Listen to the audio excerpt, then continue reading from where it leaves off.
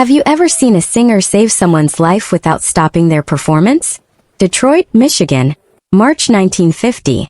The Blue Moon Jazz Club was packed to capacity when a man in the audience suddenly clutched his chest and screamed, "I'm dying!" What happened next would transform a routine Saturday night concert into a moment that everyone in that room would remember for the rest of their lives. And Billie Holiday's response would prove that sometimes music truly is medicine. If you love discovering the untold stories behind music history's most incredible moments, please like this video and subscribe to our channel.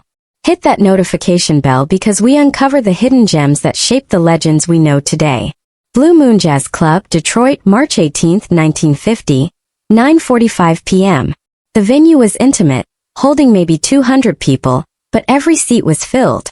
Billie Holiday was halfway through her second set, having just finished What a Little Moonlight Can Do, to enthusiastic applause. The audience was completely engaged, leaning forward in their seats, hanging on every note. In the fourth row center table sat Walter Kowalski, a 52-year-old factory worker who'd brought his wife Helen to celebrate their 25th wedding anniversary. Walter had saved for months to afford the tickets.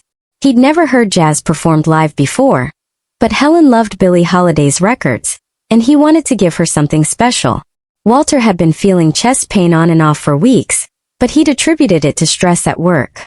Factory life was demanding, and at his age aches and pains seemed normal. He hadn't mentioned the discomfort to Helen because he didn't want to worry her, and he certainly wasn't going to let it ruin their anniversary celebration. Billie began her next song, Lover Man, her voice filling the small club with its distinctive blend of strength and vulnerability. The audience fell into that reverent silence that jazz clubs are famous for, everyone absorbed in the music. That's when it happened. Walter felt a crushing pain in his chest, like someone had placed a steel band around his heart and was tightening it with every breath. The pain was so sudden, so intense, that he couldn't process it rationally. All he knew was that something was terribly, desperately wrong. "I'm dying!" Walter screamed, his voice cutting through Billie's performance like a siren. "Oh God, I'm dying!" The entire club turned to look at him. Helen grabbed his arm as Walter doubled over, gasping for air, his face turning gray. Several people at nearby tables stood up, unsure what to do. "Call an ambulance," someone shouted. "Is there a doctor here?" Another voice called out.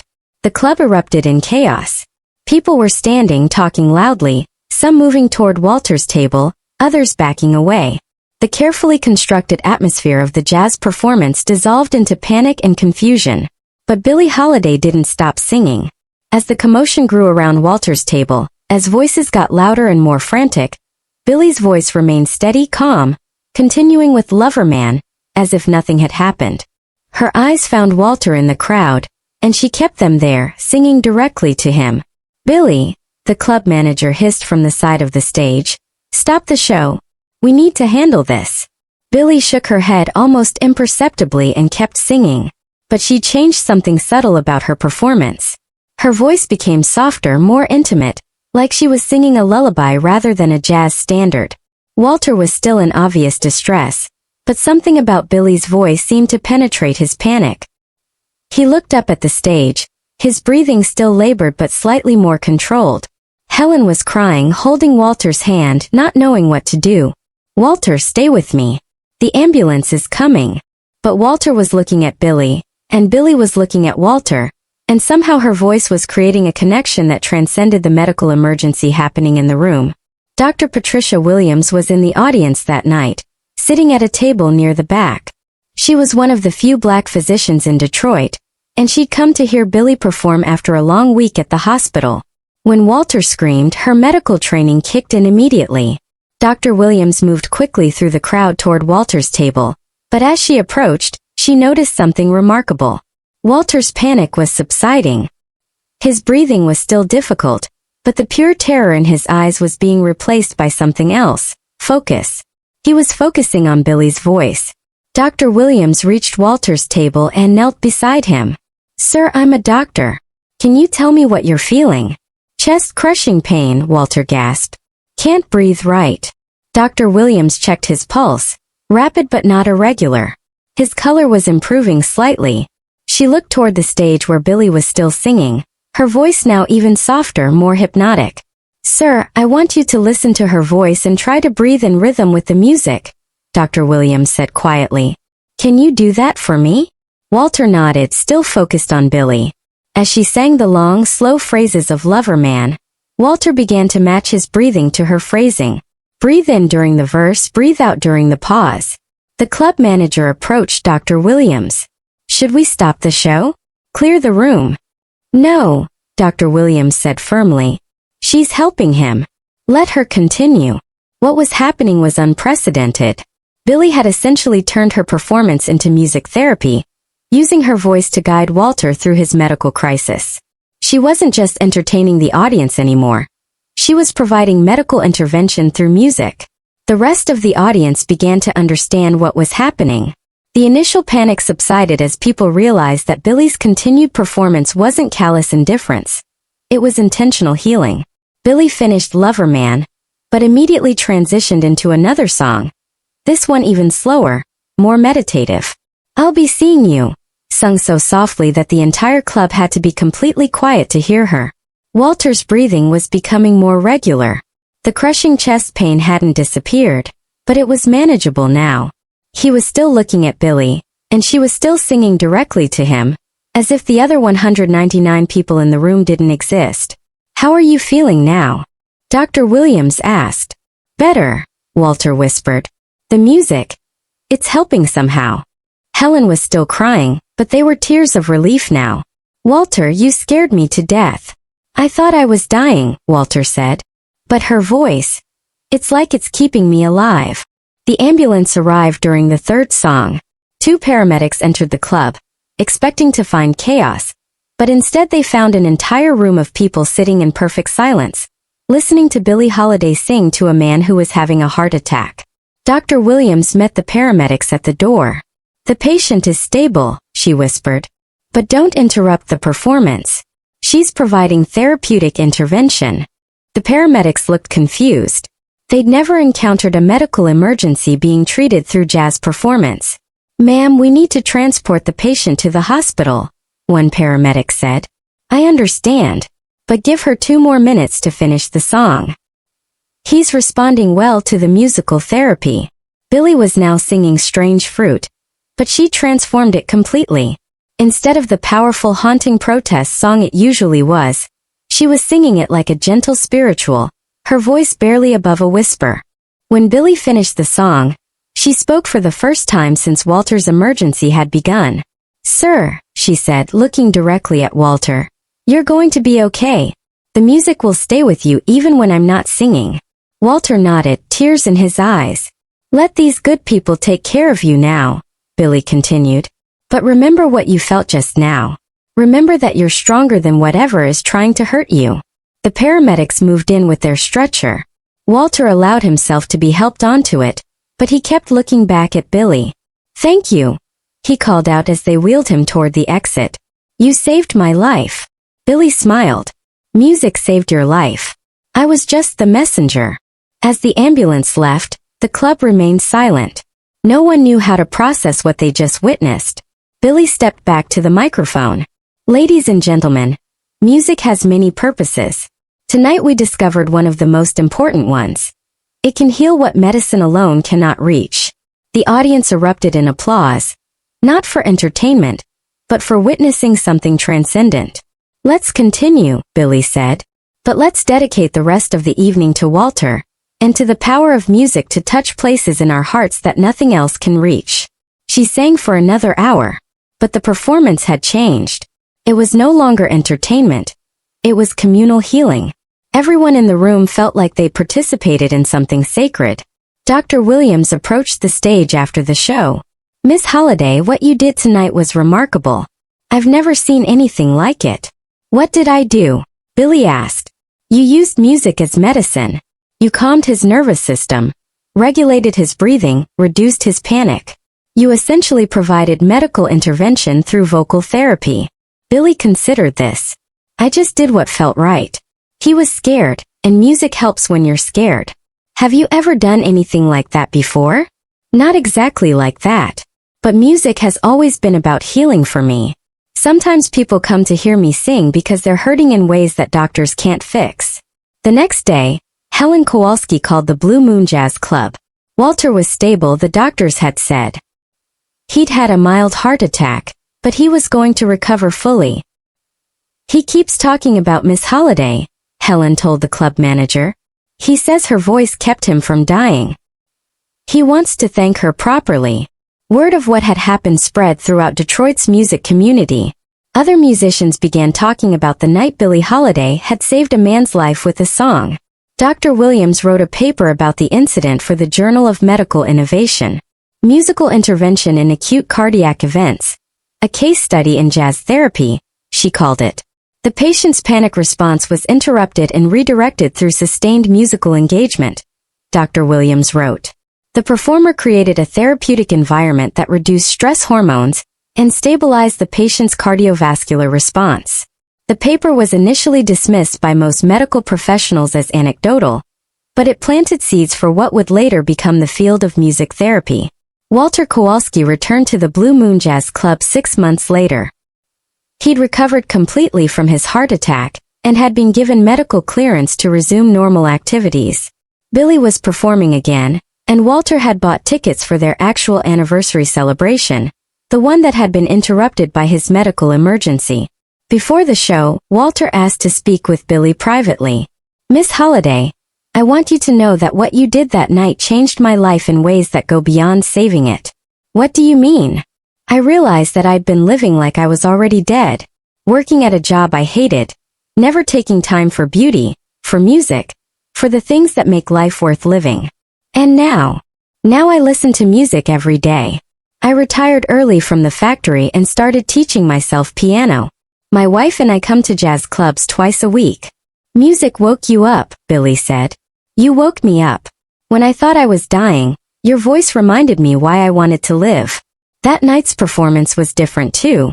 Walter sat in the front row, and several times during the evening, Billie would catch his eye and smile. She knew he was really listening now, not just hearing. Other audience members who'd been present during the emergency had also returned. Word had spread about the night when jazz had become medicine, and people came not just for entertainment, but hoping to experience something transformative. The Blue Moon Jazz Club began advertising itself as a place where music heals. Other venues started booking Billie specifically because of her reputation for creating therapeutic experiences through performance. Dr. Williams continued her research into music therapy, eventually establishing one of the first music therapy programs at Detroit General Hospital. She always credited Billie Holiday's instinctive response that night as the inspiration for her work. Billie understood something that medical science was just beginning to discover, Dr. Williams would say in interviews. That music doesn't just affect our emotions, it affects our physiology. It can literally change what's happening in our bodies.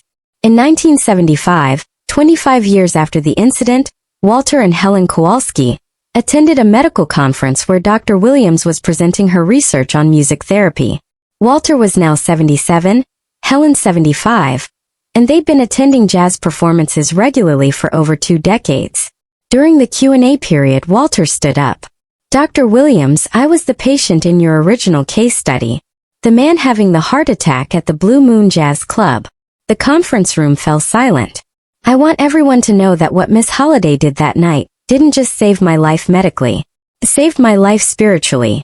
It taught me that healing comes not just from medicine, but from connection, from beauty, from allowing yourself to be vulnerable to art. Music became your medicine, Dr. Williams observed. Music became my life, Walter replied. Billie Holiday died in 1959, but the story of the night she saved Walter Kowalski's life became part of jazz legend. Musicians began to understand that their work could have therapeutic power, that performance could be a form of healing. Music therapy programs in hospitals began incorporating jazz into their treatment protocols. Patients with cardiac issues were introduced to calming jazz performances as part of their recovery. The Blue Moon Jazz Club displayed a small plaque near the stage. On this stage in 1950, Billie Holiday demonstrated that music is medicine. But perhaps the most fitting tribute came from Walter Kowalski himself. For the rest of his life, whenever anyone asked him about the night he'd had a heart attack at a jazz club, he would say, I thought I was dying, and maybe I was. But Billie Holiday's voice reached into that dark place where death was waiting and pulled me back to life. Not just back to breathing, but back to really living. That's when I learned that music isn't just sound. It's a force that can literally keep your heart beating when your body wants to give up. Walter died peacefully in 1987 at age 89. At his funeral, Helen played a recording of Billie Holiday singing, "I'll Be Seeing You," the song that had helped save his life 37 years earlier. The story of that March night in Detroit became part of medical history, music history, and human history. It proved that art and healing are not separate endeavors, but different expressions of the same fundamental human need. The need to connect with something larger than ourselves in moments when we feel most alone and afraid. Sometimes the most important performances happen not in front of critics or record executives, but in front of ordinary people experiencing the most extraordinary moments of their lives. Sometimes a singer's greatest achievement is not commercial success or artistic recognition, but the simple act of using their voice to remind someone else that they are not alone, that beauty still exists, and that the human heart, both literally and metaphorically, can be sustained by something as ephemeral and powerful as a song. The legacy of that night at the Blue Moon Jazz Club extended far beyond Walter Kowalski's recovery.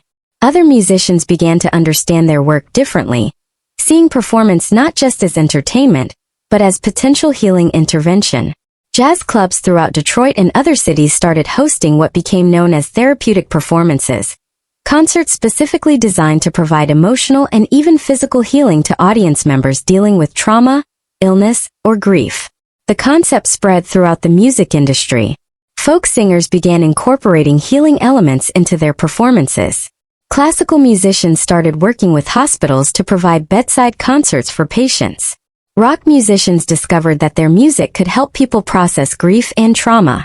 The entire relationship between performer and audience began to shift from entertainment to something more profound, a recognition that music could literally save lives. Dr. Williams's research expanded beyond that single case study. She began documenting other instances where musical intervention had provided medical benefits. Her work contributed to the establishment of music therapy as a legitimate medical field. What Billie instinctively understood that night, Dr. Williams would later write, is that the human nervous system responds to musical patterns in ways that can override stress responses and promote healing. She wasn't just singing to Walter. She was reprogramming his cardiovascular system through sonic intervention. Medical schools began incorporating Dr. Williams's findings into their curricula. Students learned about the physiological effects of music, the way rhythm could regulate heartbeat, the way melody could reduce cortisol levels, and promote the release of healing hormones. Hospitals started employing musicians as part of their medical teams. Patients recovering from surgery would receive musical prescriptions alongside their pharmaceutical treatments. The Blue Moon Jazz Club became a pilgrimage site for musicians who wanted to understand the healing power of their art. Performers would come to sit in the same room where Billie had demonstrated that music could be medicine. Many reported having transcendent experiences in that space, feeling connected to something larger than entertainment, understanding their craft as a form of service rather than just self-expression.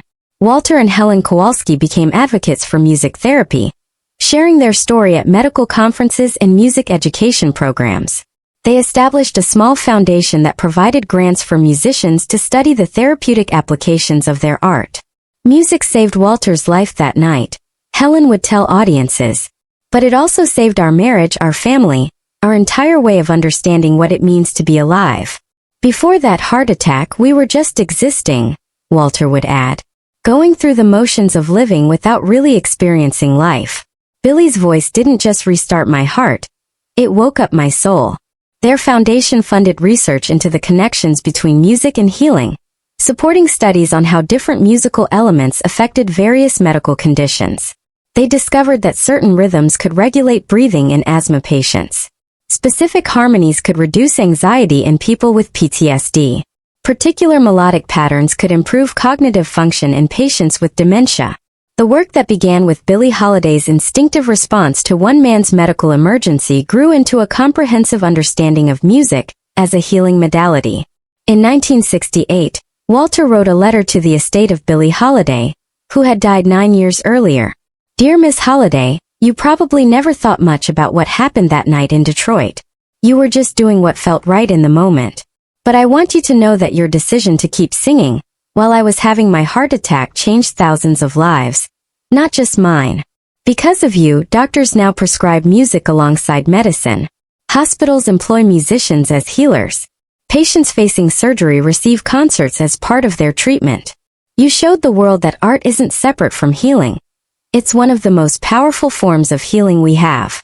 Thank you for saving my life, and thank you for showing us all that music is medicine. The letter was framed and displayed in the Billie Holiday Museum, alongside other testimonials from people whose lives had been touched by her music. But perhaps the most powerful legacy of that night was the understanding it created about the responsibility of artists. Musicians began to see themselves not just as entertainers, but as potential healers, as people whose work could literally save lives. This understanding influenced how music was taught, how it was performed, and how it was received. Audiences came to concerts not just seeking entertainment, but seeking transformation, healing, connection to something larger than themselves. The story of Walter Kowalski and Billie Holiday became a founding myth for the music therapy movement. It proved that healing through music wasn't just possible. It was natural, instinctive, and extraordinarily powerful. Today, music therapists working in hospitals, hospices, and rehabilitation centers trace the roots of their profession back to that March night in 1950, when a jazz singer refused to stop performing while a man in her audience was having a heart attack. They understand that Billie's decision wasn't just about one song or one patient. It was about recognizing that music has the power to reach people in their darkest moments and pull them back toward life, hope, and healing. The Blue Moon Jazz Club is gone now, demolished in the 1970s to make way for urban development. But the site is marked with a memorial plaque that reads, "Here stood the Blue Moon Jazz Club, where on March 18, 1950, Billie Holiday demonstrated that music is medicine and artists are healers." Every year on March 18th, musicians and music therapists gather at that site to perform healing concerts, continuing the tradition that began when a factory worker's heart attack became a moment of musical medicine. The annual Billie Holiday Healing Concert has become one of Detroit's most meaningful musical events. Musicians from around the world come to perform, but the format is unique. Each performer dedicates their set to someone in the audience who is dealing with illness, grief, or trauma. "It's not entertainment," explained Dr. Sarah Martinez, who now directs the music therapy program at Detroit General Hospital. "It's community healing. It's artists using their gifts to serve people in their darkest moments, just like Billie did that night." The concert always begins with someone reading Walter Kowalski's letter to Billie Holiday. Then local musicians perform the same songs Billie sang that night, "Lover Man," "I'll Be Seeing You," and "Strange Fruit," but they perform them as healing anthems rather than jazz standards. The event has inspired similar concerts in other cities. Healing through music programs now exist in hospitals, hospices, and community centers across the country, all tracing their inspiration back to that moment when Billie Holiday chose to keep singing while a man was dying. Music therapy has become a recognized medical specialty, with practitioners working alongside doctors, nurses, and other healthcare professionals. They use techniques that Dr. Williams first documented after witnessing Billie's intervention with Walter. Billie Holiday never studied music therapy, Dr. Martinez often tells her students, but she understood intuitively what we now know scientifically: that music can regulate breathing, reduce stress hormones, promote healing, and literally save lives. The story of that night has been told in medical journals, music history books, and documentaries. But perhaps its most important telling happens every day in hospitals and care facilities where music therapists use their training to help patients heal. They carry forward the lesson that Billie Holiday taught through her instinctive response to Walter Kowalski's crisis: that when someone is suffering, the most powerful response is not to stop what you're doing, but to transform what you're doing into medicine. That wisdom, first demonstrated by Billie Holiday on a March night in Detroit, continues to guide musicians who understand that their art can literally be a matter of life and death.